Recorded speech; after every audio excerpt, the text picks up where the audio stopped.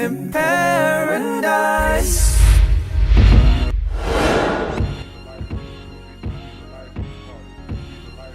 From his portrayal of several characters in stage plays and television programs, to being a trailblazer for Black wealth and entrepreneurship, Hill Harper is as impressive in real life as he is on the TV screen. An actor, an entrepreneur, and a philanthropist, he is helping us all build wealth, build self, and build community. And he joins us in the Jenleeion Circle this afternoon, and I'm very excited to talk to him. How you doing, Hill? I'm well, Mario. Thank you so much for having me. There's a lot of activity happening in my house right now, so I apologize for the background noise, but thank you. It's great to join you. Great to be on. Yeah, and I appreciate that. And you definitely have a lot of things going on. Obviously, with you being an actor and the work that you have going on with trying to spread knowledge about the crypto world. So I'm going to jump right into that piece of it. Obviously, given some of our time constraints, but I'll say way back in 2009, yeah, I'm a totally blind computer user. My computer talks to me, and I remember receiving an email about something called Bitcoin, and I thought it was ridiculous.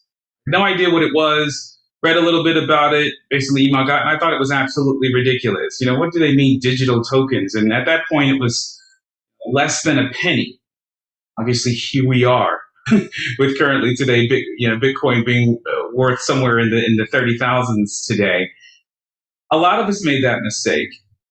So take me to the blackwallstreet.com and that venture that launched on May 31st.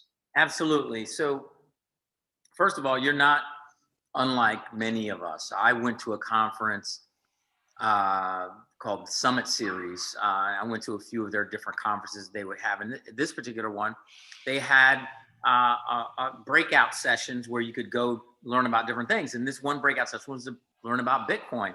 So I signed up for it. I went to it and listened to the guy speak. And I didn't quite understand it very well because he was talking about blockchain technology. He was talking about ledgers and talking about how things get recorded. But he just told me, he said, listen, go buy some and use this platform to buy it. And all that's to say, certainly, not unlike yourself or whoever else, I should have leaned in much more back then. But what the beautiful part of that whole story is, it's still really early. It's still incredibly early in the space. Bitcoin is only 12 years old. And just to give you a sense, many people call it digital gold because it's a store of value, much like gold. Gold's been around as a store of value for 5,000 years. Bitcoin's been around as a store of value for 12 years. Gold has a $10 trillion market cap. That means there's $10 trillion invested into gold as an asset class. There's $1 trillion invested in Bitcoin as an asset class. So 1 trillion versus 10 trillion, 5,000 years to build up that level of market cap versus 12 years. So that just goes to show you we're really early in Bitcoin. It's going to be a store of value. It is in many ways the perfect store of value because it's the first type of money or store of value that we've ever had where the supply is agnostic to demand. And what I mean by that is, if for some reason tomorrow the price of gold just rushed up, you'd see all these new people coming in to mine more gold, right? Find it. It's got to be on Mars. It's got to be on asteroids. We're going to find wherever it is. We're going to get it because it's so valuable. Whereas with Bitcoin, it's a fixed supply. It's 21 million. There will only ever be 21 million Bitcoin ever minted. And I wish the person who was explaining to me Bitcoin originally explained it to me that way. That, hey, what creates value in any type of ascending value asset class is scarcity. Why is beachfront property so valuable and is it considered an ascending value asset class? Again, scarcity. They're not making any more beachfront, right? And so just the same with fine art.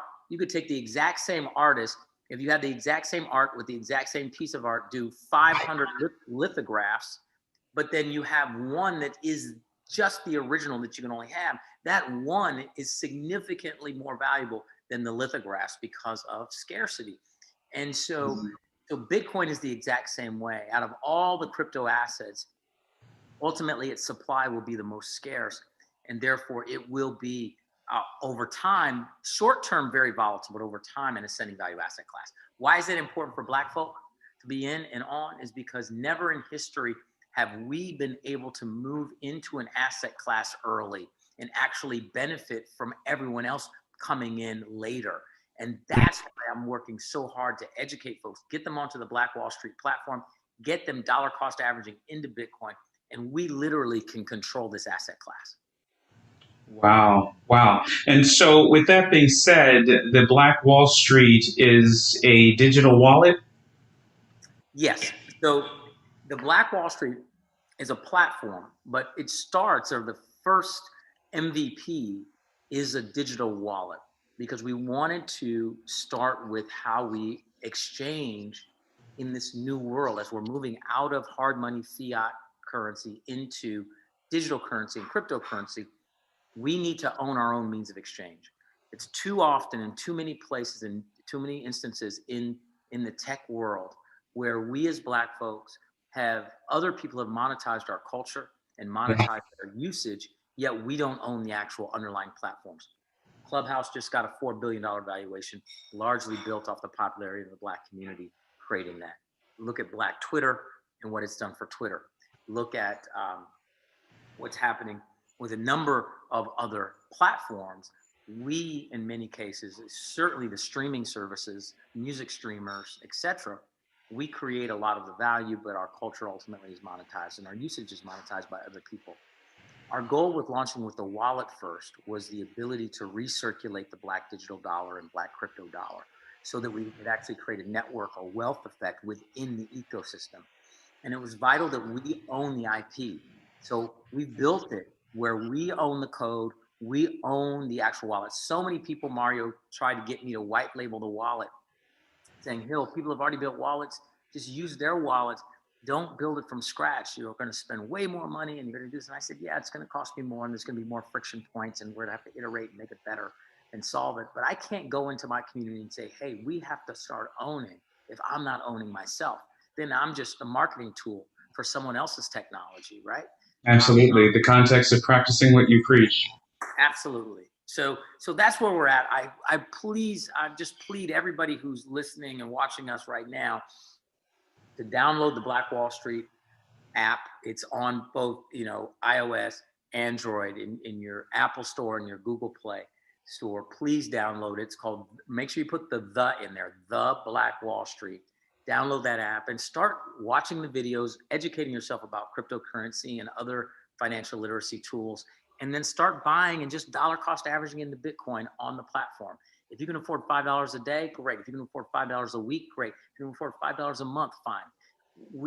No amount is too small to start, and you can start today.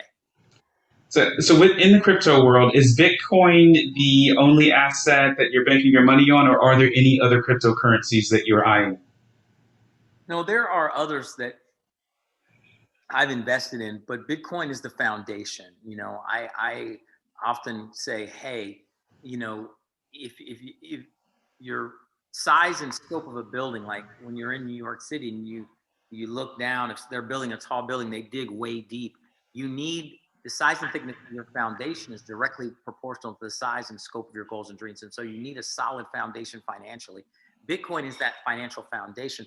The other coins, they all have good use cases. And I really recommend people do their own research because, Absolutely. I don't want to push something on someone and say, but there are other coins out there that have good fundamentals, that have other positive use cases where there is opportunity. However, I must say this, to me, the fundamentals associated with Bitcoin are long-term hold fundamentals. And that's what a store of value is supposed to do. We need to get our community, Mario, out of cash and a cash mentality. We have this thing in mattress money mentality. We got to, 90% of our community holds, 90% of their portfolio assets are in cash. Whereas the most wealthy people in the world, 90% of their portfolio assets are not in cash, meaning they're in ascending value asset classes like real estate, fine art, mutual funds, stocks, etc. Right. Our community holds too much of its money in cash. How can we get out of that? We get it into Bitcoin. So I'm not really telling you buy Bitcoin. I'm really telling you sell your dollars. That's what it is. Absolutely. The U.S. government is hard at work in trying to figure out ways to regulate the cryptocurrency world. Congress met about 3 weeks ago to discuss the creation of a potential digital dollar. So, Hill, what do you think of that? Of Congress meeting to discuss the potentiality of a digital dollar? I found it a bit odd, considering that cryptocurrency theoretically is going to be the digital currency. But how did you find that news? Well, clearly, every central bank and every government in the world is nervous about the idea of self-sovereignty. And Yeah. that's what Bitcoin offers. It offers self-sovereignty. That's the power of it. And we all, if you're Black, you certainly know that the inherent catastrophic unfairness of their traditional banking system in this country and around the world, to be quite honest, where simply, I talk about it in my book, The Wealth Cure, where I say there's a money rule at work that creates inherent unfairness. And that is, the more money you have, the cheaper your access is to more and more money. Meaning, if I have $10 million, a bank will loan me $1 million at 2.5% interest, very inexpensive. But if I just have $1,000 and I need $200, I have to go to a payday lender and they're going to loan it to me for 24% interest. I can't get anywhere near as much, and it's costing me a lot more. That creates a cycle of poverty. We can break out of that system by simply self-sovereignty, holding our own coins, and creating an ecosystem that operates completely outside of it. And that's what we're attempting to do with the Black Wall Street. So yes, regulation and attempt to stop it is coming, but it's just like the internet. Bitcoin is the internet of money, and it's just like the internet. You're not stopping it, because you can. Now, if you stop the internet, you stop it. But if short of stopping the internet, or short of some government actually hacking that blockchain, which to this point has been impenetrable, I don't see how Bitcoin can be destroyed or stopped.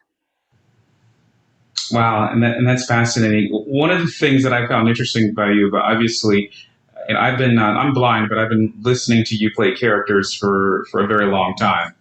Um, but one of the things that would not immediately, obviously, you're well spoken and what have you, but the fact that you have an Ivy League education, right? That lends a deeper credence to the credibility, right?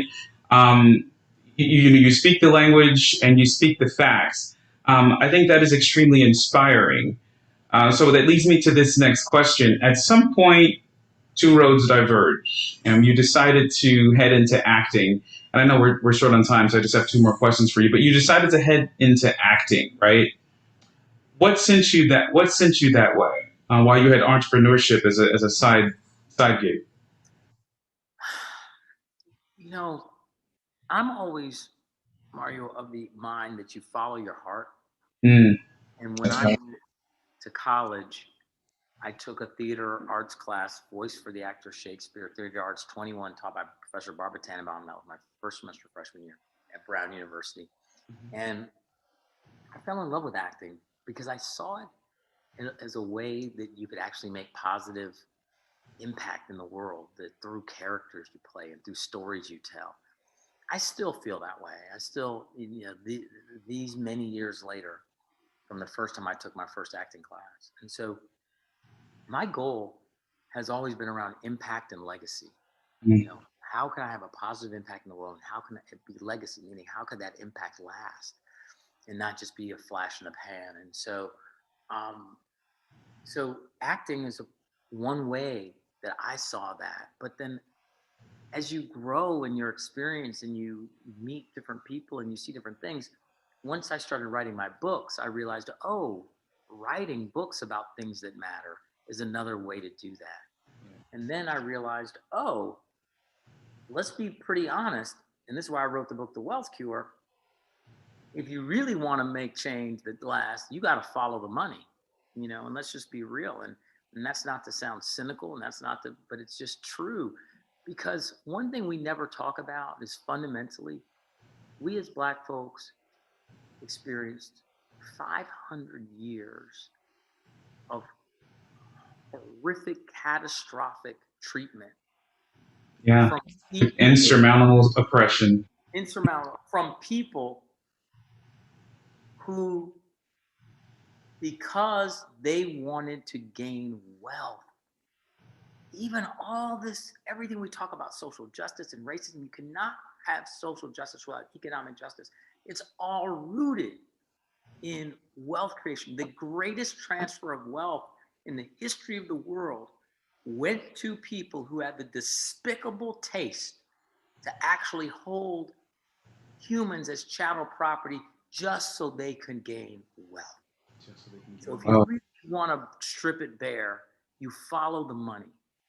And that's why I realized that leveraging whatever I could from my platform as an actor and as a writer to building wealth within the most marginalized communities and people that have gotten hit the hardest economically and financially, particularly in this window where there could be another great transition of wealth, but we don't have to abuse and kill and murder and rape and break up families to have that wealth transfer happen. We just need to use the technology. Never mind the idea of us doing that, doing those dark things, ideally, is a smokescreen. Not really true, right?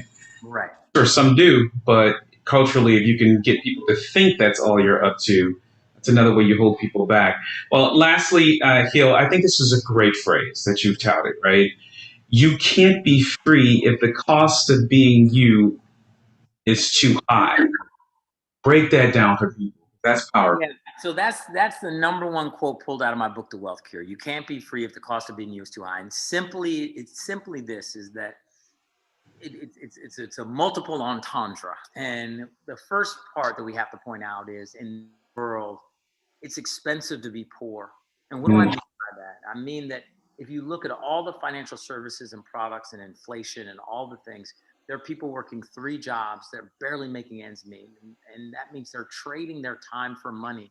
It's not enough money to keep up with the cost of living because the purchasing power of the dollar keeps decreasing.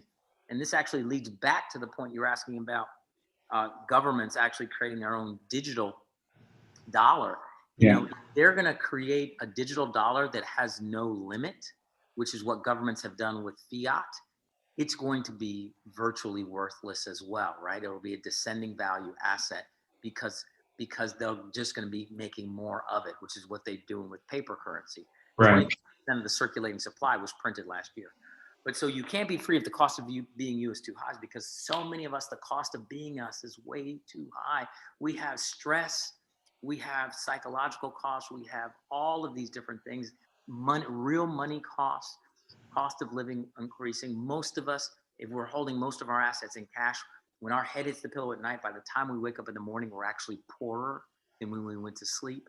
And so we have a high cost. And so if you look at all of the negative social justice tent poles, for instance, police brutality, mass incarceration, healthcare disparities, education gaps. Look at those big tentpole issues.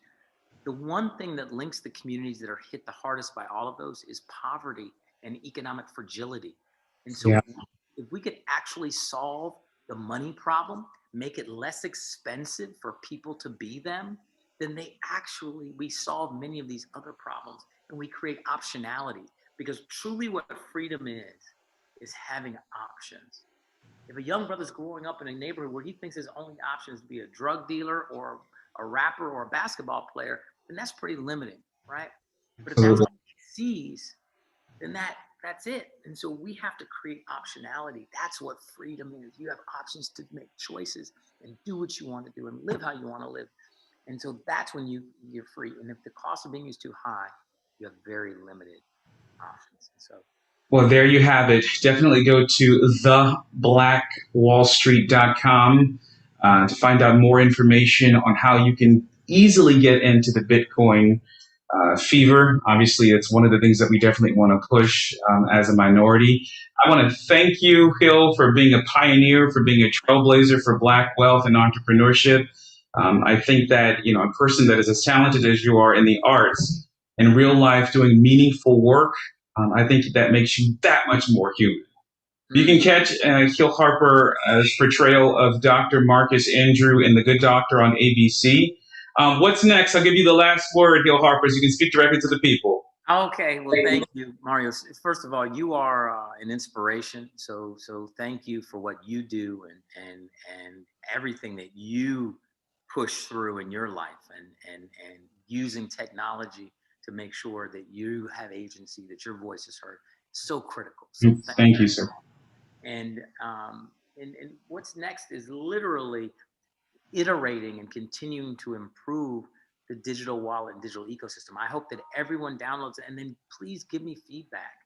Help me make it better, because it's not as good as it could be, but it only gets better with feedback from folks. And we're going to make it better and better and better, so there's a better user experience, and so that there's better opportunity and more features on there that it fits where people are. And so I thank everybody who downloads it, goes through the KYC process, which I know is a hassle, and then ultimately transfers the money into the wallet, buys the Bitcoin. It's a lot of steps out there, but listen, we can do it, and you can encourage other people to do it. And so thank you so much. And what's the number that people can text also to get more information, Hill? You can text me at 918-262-4604.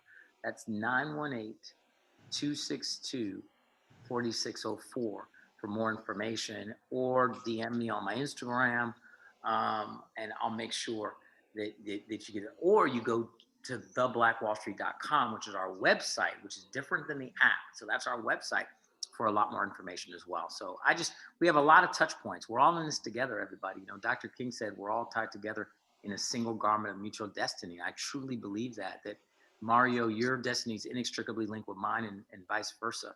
And so we have to move together. We have Thank you. I hope to speak with you again, Hill. I'd like to, there's other topics I'd like to cover with you, like fatherhood and your early life and career and all that type of stuff. So we'll definitely how about after Labor Day, as we're going into the fall, as school's starting back up, I'll come back on and we'll do a whole fatherhood piece. That would be great, because we have synergy. I adopted 4 boys, and obviously in 2015 you adopted a child. So yeah, we've got a lot that we can definitely talk about. And we all, I'm sorry, go ahead. We'll definitely do that. That's great. Yeah, and we all are definitely in this together. Again, everybody, thank you for joining us. I'm going to use your tagline again. Everybody stay focused so we can build wealth, build self, and build community. I'm Mario Bond. See you next time, everybody. Bye-bye. Does anyone still believe in paradise?